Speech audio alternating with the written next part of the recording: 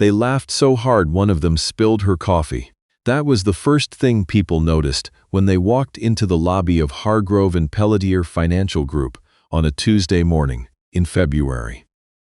Not the marble floors. Not the floor-to-ceiling windows overlooking Wellington Street. Not the bronze lettering above the reception desk that spelled out the firm's name in letters 3 feet tall. They noticed the laughter. It came from a cluster of 5 people standing near the elevators. Young, well-dressed, holding their morning cups and their phones, and their easy sense of entitlement, the way people do when they've never once had to apologize for taking up space. They were laughing at the woman pushing the cleaning cart down the center of the lobby. She was short. Maybe Fime was navy blue. Navy blue, slightly faded at the elbows with the name of the janitorial contractor stitched in white thread above the left breast pocket. Her hair was pulled back under a cap. She moved slowly, methodically, the way someone moves when their feet have already put in 3 hours before most people have had breakfast. Her name was Eloise Marchetti Webb. She was 31 years old, and not a single person in that lobby knew who she was. "Oh my God, can you go any slower?" The voice belonged to a young man named Tyler Brandt, a third-year analyst in the fixed income division who had recently been featured in the firm's internal newsletter under the headline Rising Stars. Meet the next generation of Hargrove talent. He said it loud enough for his colleagues to hear.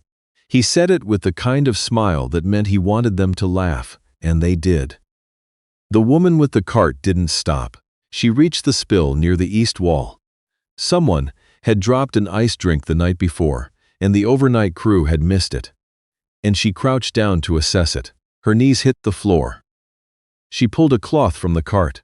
"Careful," said a young woman named Brittany Caldwell, tilting her head with exaggerated concern. She was a client associate on the 7th floor, 26 years old, and wore the kind of blazer that costs $400 and is specifically designed to look like it didn't. Wouldn't want you to pull something at your age. More laughter.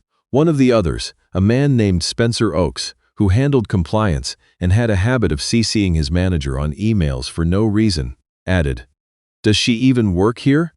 I've never seen her before." "Where else would she work, Spencer?" Tyler said. "She's the cleaning lady. She cleans things, slowly."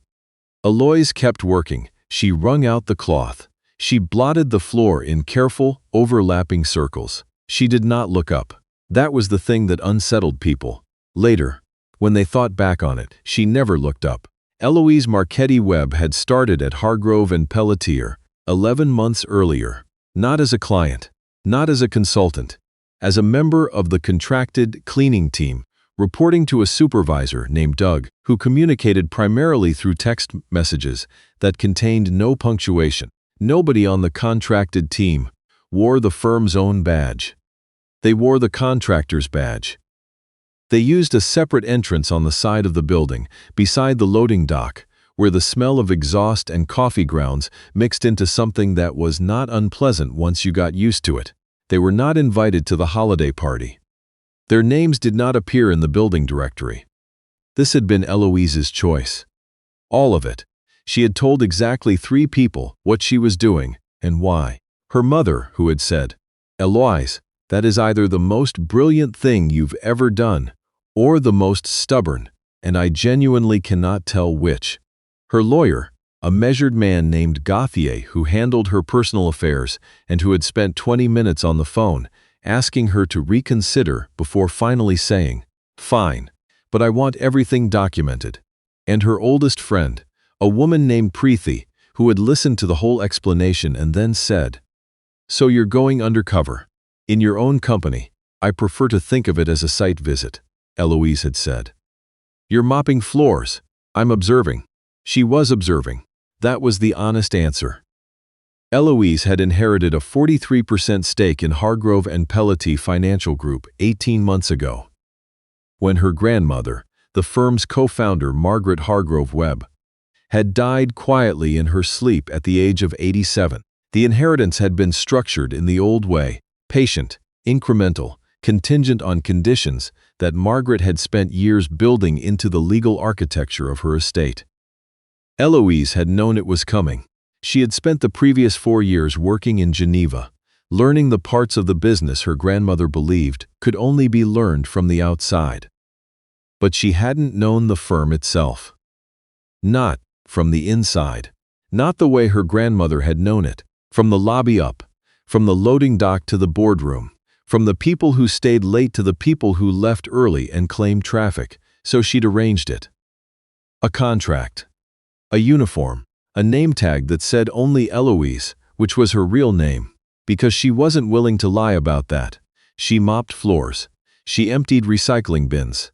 She restocked paper towels in the 4th floor bathrooms and collected the coffee cups that people left on windowsill and the edges of printer stations, as though a team of invisible hands would simply absorb them back into the world. She watched. Tyler Brandt was not the worst of them, which was the thing that made him somehow harder to look at than the ones who were.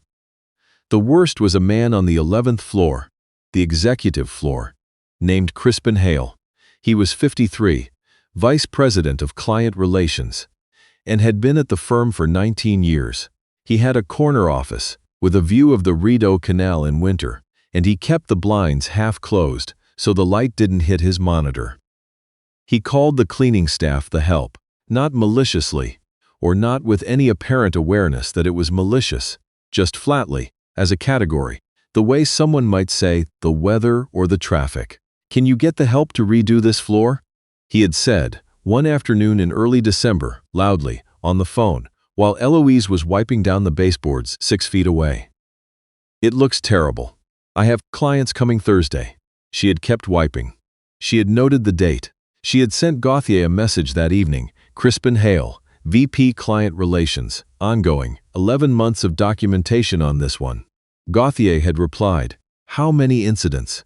She'd counted before she answered. 47. What Eloise had not expected, what she would say later she had genuinely not anticipated, was the goodness, not the badness. She'd gone in prepared for the badness. What caught her off guard was the goodness, and how quietly it lived alongside everything else. There was a receptionist on the main floor named Dorian Cote-Faubert, 28 years old, who had been with the firm for 3 years and who greeted Eloise every single morning. Not a nod, not a half smile while looking at her phone. A real greeting by name, with eye contact. "Good morning, Eloise. Cold one today." "It is," Eloise would say. "You get in all right?" "Bus was late." "Always is." And then Dorian would laugh, the kind of laugh that has no performance in it, and turn back to her desk. There was a junior analyst on the 9th floor, named Sebastian Tremblay-Osai, 24 years old, fresh out of Carleton, who had once carried Eloise's supply cart to the service elevator, without being asked when he saw her struggling with a stuck wheel. He hadn't mentioned it afterward. He hadn't expected thanks. He'd just done it and gone back to his desk. There was a woman in accounting named Gloria who was 61 and brought homemade peppermint bark to the break room every December and always left a small pour with cart with a post-it that said, "For Eloise, don't let them eat it all." These people existed. They were real. They were there every day, right next to the other ones, and Eloise watched them just as carefully. The incident that tipped the scale happened on a Wednesday in January. Eloise had been assigned to the lobby that morning. It was just past 8. The firm's early arrivals were filtering in. The analysts who logged the long hours, the assistants who kept everything moving, a few senior staff who arrived early because they'd been doing it for 20 years, and the habit had outlasted every other thing. Tyler Brandt came in with Spencer Oakes and a third colleague Eloise hadn't been able to place for months. She eventually learned his name was Darcy Fenn. He worked in the wealth management division and had a way of laughing slightly after Tyler laughed, a half-beat delay, like an echo learning to time itself. They were loud that morning. Something had happened the night before. Some dinner, some bar, some story that required gesture and volume to properly convey. They were still telling it. Eloise was near the east wall. She had a mop. The floors had been done twice already, but there was a drip pattern near the heating vent she'd been working on. Tyler noticed her first. "Still at it," he said. He didn't say it to her. He said it to Spencer, with his back half turned, which was somehow more precise in its cruelty than if he had faced her directly. "How long does it take to mop a floor?" Darcy said. Like, genuinely. For her? Apparently, all morning. Spencer picked up the thread. They fed off each other, these three, in the way that certain groups do, each one slightly bolder for the presence of the others, slightly more willing to say the thing. Eloise stopped. She didn't turn around. She wrung out the mop slowly over the bucket. The water ran pale gray into the yellow plastic. "You know," Tyler said, louder now, close enough that she could hear the particular lightness in his voice, the voice of someone who has decided that a moment is a performance. "There are robots that do this now. Automated, they don't take breaks." She turned around. Tyler had not expected that. None of them had. People in Eloise's position did not typically turn around. The social contract that governed this specific exchange had a clear script, and turning around was not part of it. She looked at him. Not with anger, not with the tight-jawed neutrality of someone suppressing anger. She looked at him the way someone looks at a person they are genuinely trying to understand. She said nothing. She held his gaze for exactly 3 seconds. Then she turned back to the mop. Tyler looked at Spencer. Spencer looked at Darcy. Something in the exchange had shifted, and none of them could have said what it was. They walked toward the elevators. Tyler glanced back once. She was already working again. Eloise had a meeting that afternoon. Not in the building. At a law office on Sparks Street, in a boardroom with a long table and a view that was fine but not remarkable. Gauthier was there. 2 members of the Hargrove Webb estate trustees were there. A senior partner from the accounting firm that handled the estate's tax affairs was there, in a jacket that suggested he had come from somewhere else and was going somewhere else, and this meeting was a waypoint. They went through the documentation. All of it. 11 months. Gauthier laid it out with the calm efficiency of someone who had been preparing for this moment for a year and had not wasted the preparation. Personnel files. Performance reviews that had been internally suppressed. A pattern of conduct in the lobby and on the executive floor that the head of HR, a woman named Miss Patricia Hennessy, who would later describe the meeting as the worst afternoon of my professional life, had been made aware of 3 separate times, and had resolved each time by sending the relevant staff a reminder email about the firm's workplace values. The reminder emails were in the documentation too. There was a long silence at the table. "What does she want to do?" one of the trustees asked Gauthier, as though Eloise were not in the room. "She's right here," Gauthier said. The trustee looked at Eloise. Eloise had changed out of the uniform. She was wearing a navy blazer and a white shirt, and the kind of quiet that comes from having made a decision long before a room full of people knew there was a decision to be made. "I want to do what my grandmother would have done," she said. "I want to protect what she built, and I want to make it worth staying in, for the people who deserve to stay." What happened next happened over 6 weeks, which is faster than these things usually happen, and slower than Eloise would have preferred. Crispin Hale was the first. His termination was handled on a Friday afternoon, in a meeting that lasted 14 minutes. He had been given the option to resign, with a structured severance arrangement. He chose not to, which had surprised his own assistant, who'd quietly told someone that she'd been half expecting this for years. Tyler Brandt and Spencer Oakes received letters on the same day. The letters were specific. They cited dates, times, direct quotations, the kind of documentation that forecloses the particular defense of, "I don't remember saying that." Tyler's lawyer made one phone call. After that, there was no further communication. Darcy Fenn was put on a performance improvement plan, which was Eloise's call and not Gauthier's recommendation, and one that she made with her eyes open. She had watched Darcy closely over the months. She believed, cautiously and without certainty, that he was more follower than architect. That the particular shape of who he was in that lobby was partly constructed by the people he stood next to. She wasn't offering him absolution. She was offering him a chance to find out if she was right about him. He would, as it turned out, become one of the more quietly conscientious members of the wealth management team. But that came later. Brittany Caldwell had already handed in her own resignation by the time the letters went out. She had heard through the building's informal intelligence network that something was happening, and she had made a calculation. Her exit interview was conducted by Hennessy, who did not mention that she already knew more about Brittany's conduct than Brittany was prepared to disclose. Miss Hennessy wrote her notes carefully. She had learned, in the past 6 weeks, to write very careful notes. Dorian Cote-Faubert was called to a meeting on a Tuesday morning and arrived visibly nervous. The way people arrive at meetings they haven't been told the subject of. The meeting was in a room on the 11th floor. Eloise was already there in the blazer, with a cup of coffee that had been poured from the good machine. Not the single-serve pod machine in the break room, but the actual espresso machine in the executive lounge that most people on Dorian's level had never been inside. "Sit down, Dorian," Eloise said. "Please." Dorian sat. She looked at Eloise.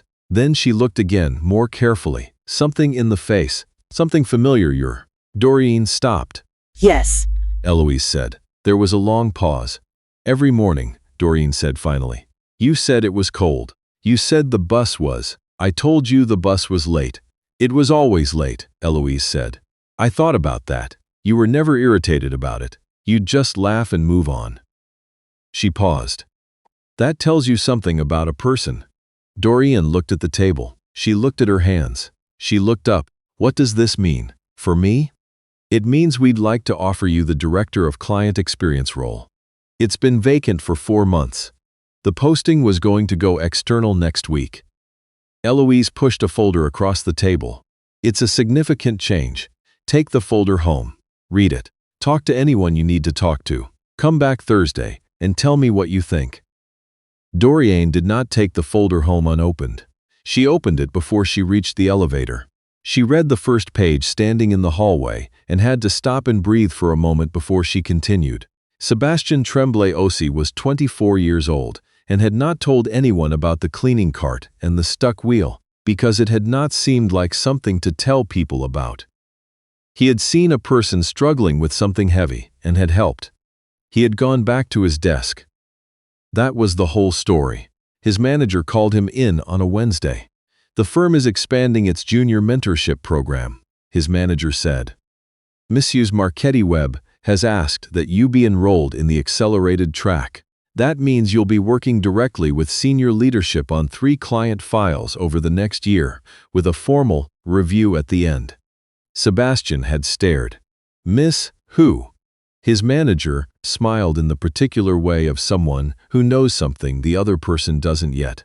"She used to work in the lobby. You helped her with a cart once." Sebastian sat back in his chair. He thought about the morning at the service elevator. The stuck wheel. The cart. The woman who had thanked him briefly and with such genuine simplicity that he had felt, strangely, like the one who'd been given something.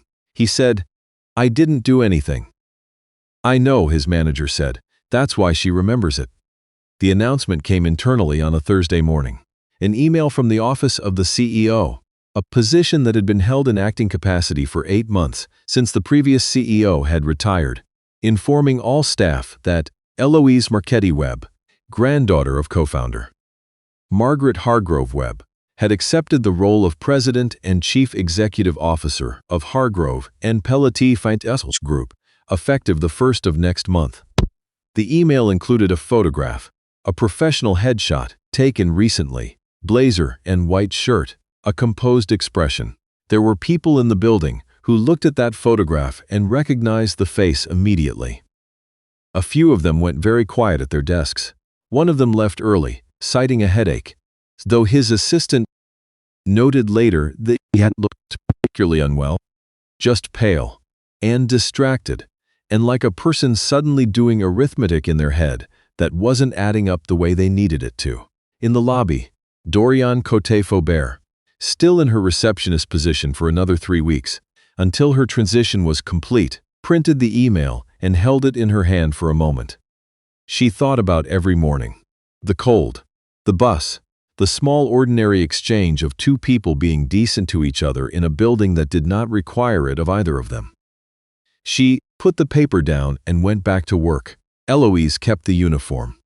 She didn't frame it or mount it or put it somewhere symbolic. She folded it and put it on a shelf in her office closet, behind the kind of coats that come with a corner office and a view of Wellington Street. In the winter, she kept it because she intended to remember something specific, and she was not entirely sure she could hold on to it through the years, and the board meetings and the quarterly reviews and all the accumulated distance that comes from moving up. She needed the physical object. What she wanted to remember was the lobby at 8 in the morning. The floor still damp from the overnight clean. The sound of the revolving door letting in the cold. The particular angle of the February light through the tall windows when it hit the marble, just so, and made the whole entrance look, briefly, like that's something that mattered. She wanted to remember what she had learned in 11 months of watching, that the shape of a company is not in its financials and not in its strategy documents, and not in the vision statement printed on the back of the employee handbook. The shape of a company is in how the people who have power treat the people who are standing right in front of them when they think no one important is watching. Someone is always watching. She had made sure of that at least. She sat down at the desk that had her grandmother's initials on the bottom drawer. MHW. Burned into the wood in Margaret's own hand, the year the firm was founded. And she opened her calendar for the week. There was a lot of work to do. There always was. And Eloise Marchetti Webb had never once been afraid of work.